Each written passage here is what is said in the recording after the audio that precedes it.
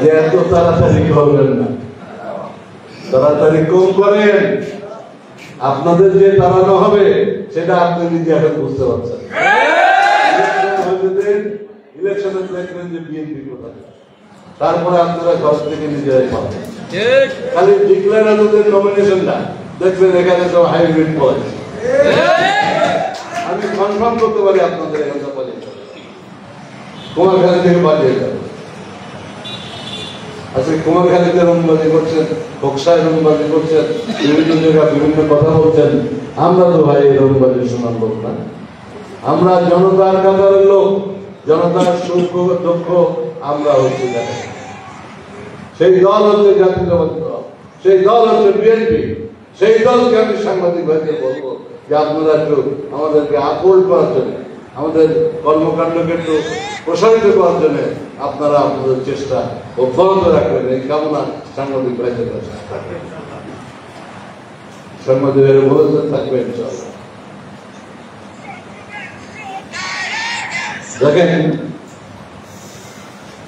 এখন কালকে তারেক সাহেব মিট করবে এর সাথে আমাদের প্রধান উপদেষ্টার সঙ্গে। প্রেক্ষাপট হয়তো কোনো চেঞ্জ হতে পারে, প্রেক্ষাপট অন্য কিছু না, অন্য কিছু না, প্রেক্ষাপট চেঞ্জ হতে পারে। নির্বাচনের দিন ঠিক হতে পারে, এটা ডিসেম্বরে হতে পারে, কিন্তু ওরা বলেছে এখন যে ফেব্রুয়ারির মধ্যে করবে, সেটা হতে পারে। যেটাই হোক একটা হবে ইনশাল্লাহ। সেই যেটাই হোক সেটার সঙ্গে আমাদের নেতারা যদি একমত পোষণ করেন, তাদের নেতৃত্বে, তাদের নির্দেশে আমরা সেই নির্দেশ পালন করি। প্রত্যেকটা ওয়ার্ডে, ইউনিয়নে, প্রত্যেকটা গ্রামে আমরা সেটা পালন করবো ইনশাল্লাহ। আপনারা জানেন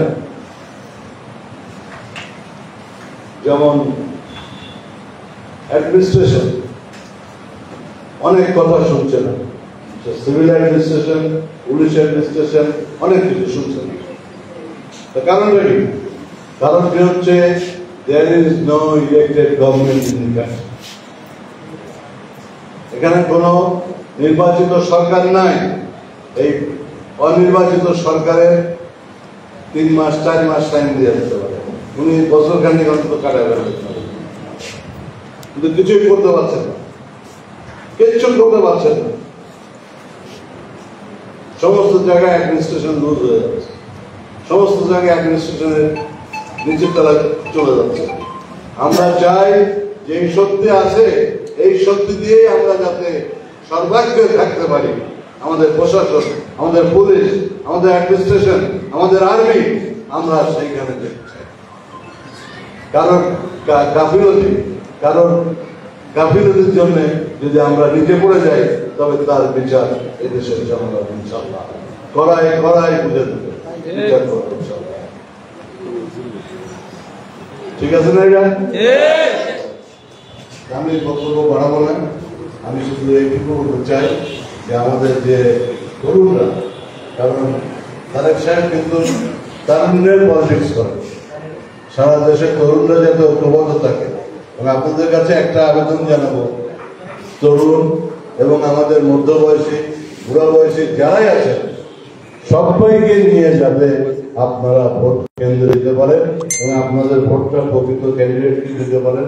আপনারা যে ক্যান্ডিডেটকে পছন্দ করেন সেই ব্যবস্থার দায়িত্ব আপনাদের, সেটা পুলিশও করে দেবে না আওয়ামী লীগের মতো, সেটা আওয়ামী গুন্ডারাও করে দেবে না, আমাদের গুন্ডারাও করে দেবে না। একটি আমরা দাবি হচ্ছে সুষ্ঠু, অবাধ এবং নিরপেক্ষ নির্বাচন এই দেশে আমরা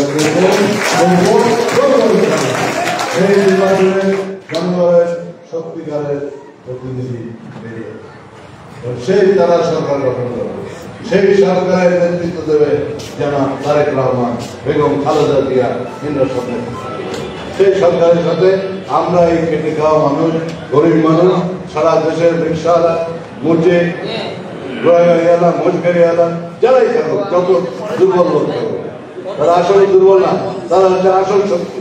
সব শক্তিশালী মানুষ আমাদের গভর্নমেন্টের সঙ্গে থাকবে বলে আমরা বিশ্বাস করি। আমি আজকে যে অনুষ্ঠান এখানে করেছি একটু হয়েছে কিনা বলে ব্যতিক্রম হয়েছে, এই জন্য আমরা লজ্জিত। ব্যতিক্রম করেন না যারা করেন, এরকম করে কোনো লাভ হবে না। আমাদের মিটিং তো বন্ধ হয়, আমাদের মিটিং তো চালু আছে। তাহলে এরকম ছোট্ট একটা ঘটনা করে খালি ডিস্টার্ব করে কালকে পত্রিকা আমরা সাংবাদিক ভাইদের কাছে অনুরোধ করবো পত্রিকা যাতে সমস্ত খবর না, কারণ এটা একটা আমাদের ছোট ছেলেগুলোদের ফুটবল খেলা নিয়ে বল মানুষের গায়ে লেগেছে, এটা কোনো সংবাদও হতে পারে না, এটা কোনো কিছু হতে পারে না, এটা অন্য বিষয়। যাই হোক আপনারা সেটা বিবেচনা করে লিখবেন, এটা আমরা কামনা করি। সব শেষে যারা এখানে আসছেন, বিশেষ করে আমাদের আয়োজক, আমাদের মানিক, আমাদের জামাল, আমাদের জসিম, আমাদের রোপন, আমাদের ছোট শক্তি, বড় শক্তি, সবই তো আছে। হ্যাঁ, আরো অনেকে আছে। তাদেরকে আন্তরিক অভিনন্দন জানাই, আন্তরিক আন্তরিক। আমি কিন্তু ঢাকায় যেয়ে বাদ দিয়ে এই অনুষ্ঠানে থাকার জন্য এখানে আছি।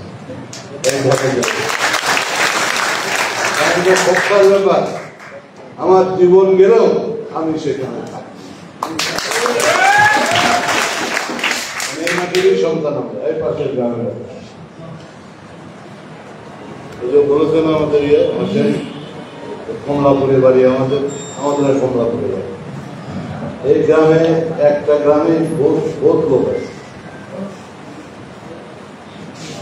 পৌরসভার অর্ধেকের বেশি ভোট কমলাপুরে আছে।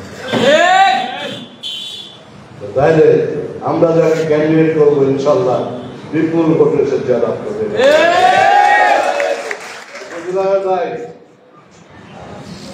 যারা নিজেরা করে বেড়াচ্ছেন করে, ইনশাল্লাহ আমরা জনগণকে সাথে নিয়ে, তরুণদের সাথে নিয়ে, কৃষক, শ্রমিক, তাঁতি, মেহনতি মানুষকে সাথে নিয়ে, সব গরিব মানুষকে সাথে নিয়ে আমরা ভোট কেন্দ্রে যে প্রকৃত আমাদের যে ক্যান্ডিডেট তাকে আমরা ভোট দিয়ে। আমি একটু আপনাদের দোয়া চাই, যদি আমাকে নমিনেশন দেওয়া হয় জাতীয়তাবাদী দলের পক্ষ থেকে, আপনারা একটু আন্তরিকভাবে কাজ করবেন। যদি কষ্ট হয় অন্তত ভোট কেন্দ্রে যে মা বোনকে সাথে নিয়ে আপনারা ভোট দেবেন। এবং মা বোনদের আপনারা এখানে আছেন, আমরা আসতে পারেন না, তাই না? আমাদের সেইভাবে আমরা এখানে দেখাও হয়নি। তো মা বোনদেরকে বাড়ি দিয়ে আমার একটা সালাম পৌঁছে দেবে, কি ঠিক আছে? এটা আমার দেখাইতে হবে, তাহলে আমি মনে মনে আসলে ইনশাল্লাহ আমার সালাম মা বোনদের মেয়েদেরও তোমাদের সালাম ধানের শীষে বলতে। এই কথা বলে আপনাদের সবাইকে আমার পক্ষ থেকে, আমার যত সহকর্মী এখানে আছেন সবার পক্ষ থেকে, কুষ্টিয়া জেলার পক্ষ থেকে আন্তরিক অভিনন্দন এবং মোবারকবাদ জানিয়ে আমি আমার বক্তব্য শেষ করছি। আল্লাহ হাফেজ। বাংলাদেশ জিন্দাবাদ, জাতীয়তাবাদী দল জিন্দাবাদ এবং ভারতের জিন্দাবাদ।